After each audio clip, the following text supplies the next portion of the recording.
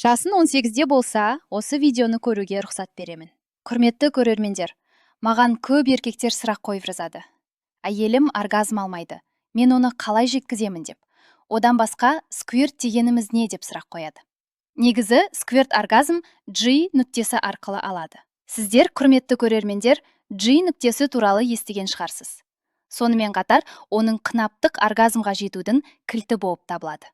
Бірақ бұл шын ба? Шынымды айтсам, бұл күрделі.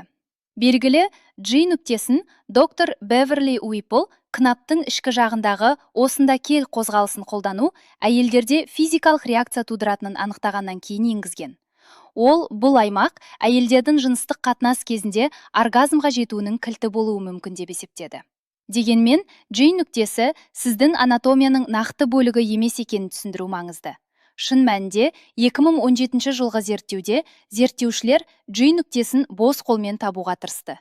Сіздің қынабыңыздағы жеке нүктенің орнына G нүктесі сіздің клиторлық желіңіздің бөлігі болып табылады.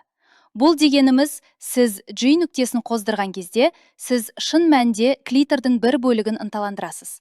Бұл біз сенгеннен әлдеқайда үлкен. Ішкі еріннің тиісетін жеріндегі бұршақ тәрізді түйір шын мәнінде клитордың ұшы ғана болып табылады және ұзындығы шамамен 4 дюйм болатын екі тамырға бөлінеді. Сонымен қатар, бұл аймақ әйелден әйелге өзгеруі мүмкін. Бұл неліктен оны табу қиын болатынын түсіндіреді. Дегенмен, ол ынталандырылғаннан кейін G нүктесі тудыруы мүмкін. Әйел эякуляциясы, бұл шынайы. Және әйелдерге вагинальды оргазмға жетуге көмектесіңіз.